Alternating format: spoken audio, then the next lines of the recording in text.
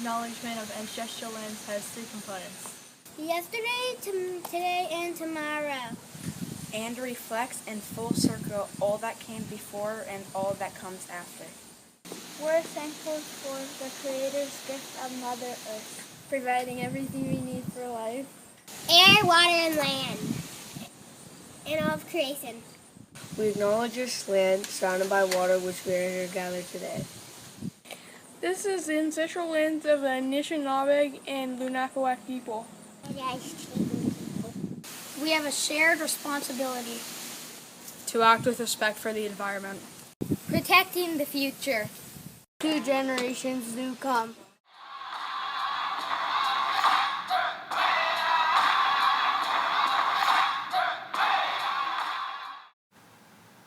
When We Were Alone by David Robertson.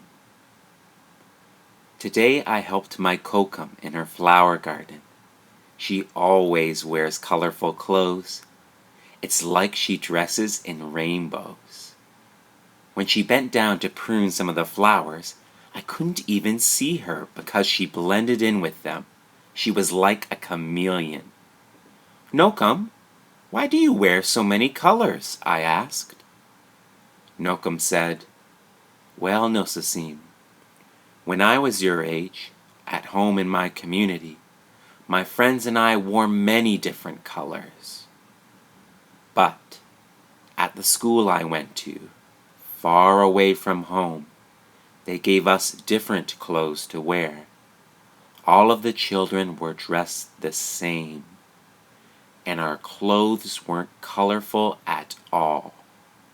We all mixed together like storm clouds. Why did you have to dress like that? I asked. They didn't like that we wore such beautiful colors, Nokum said. They wanted us to look like everybody else.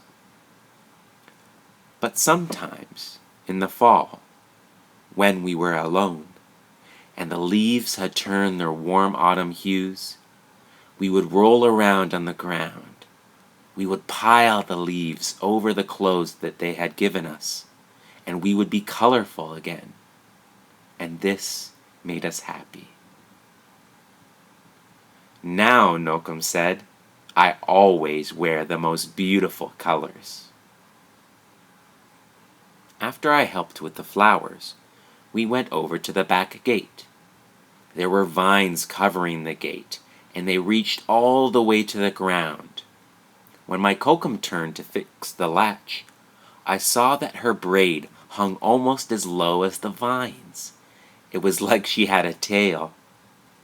Nokum, why do you wear your hair so long? I asked. Nokum said, Well, Nosasim, when I was your age, at home in my community, my friends and I grew our hair long, just like our people have always done. It made us feel strong and proud.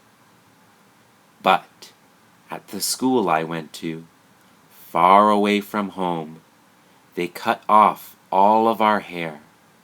Our strands of hair mixed together on the ground like blades of dead grass. Why did you have to wear your hair like that? I asked. They didn't like that we were proud, Nokum said. They wanted us to be like everybody else. But sometimes in the spring, when we were alone, and the grass had grown so long and thick in the field, we would pick the blades from the ground. We would braid them into short hair they had given us, and we would have long hair again. And this made us happy. Now, Nokum said, I always wear my hair very long. After my Kokum had fixed the latch, I followed her to the birdhouse. There was a bird flying through the air like a jingle-dress dancer. She fed the bird and whispered, Napianas, Misko, Chamisi Kitchen, Chamaskin Kikichen. Here, little bird, eat so you will be big and strong." And her words sounded just like a poem. "Nocum, why do you speak in Cree?" I asked. Nocum said, "Well, Nosasim, when I was your age, at home in my community, my friends and I always spoke our language. But at the school I went to, far away from home, they wouldn't let us speak our own words. All of the children used their strange words, and we didn't understand them at all. Our voices blended together like a flock of crows." "Why did you have to talk in their language?" I asked. "They didn't like that we spoke our language," Nocum said. "They wanted us to talk like everybody else. But sometimes, in the summer, when we were alone, and our teachers weren't anywhere around the place we were, we would whisper to each other in Cree. We would say all of the words that we weren't allowed to say, so we wouldn't forget them. And this made us happy." "Now," Nocum said, "I always speak my language." After our gardening work was done, I sat with my Kokum in the backyard. Her brother came over and sat with us. He comes over all of the time. We drank tea and ate bannock. The tea was hot and sweet, and the bannock was moist and warm and melted in my mouth. My Kokum and my uncle talked and laughed like children. "Nocum, why do you and Nokomis spend so much time together?" I asked. Nocum said, "Well, Nosasim, when we were your age, at home in our community, being with family was the most important thing. We played with each other, did chores together, and shared everything.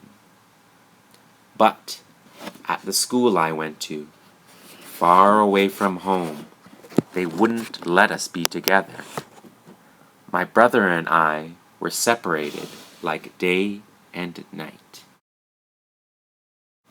"Why were you and Nokomis separated?" I asked.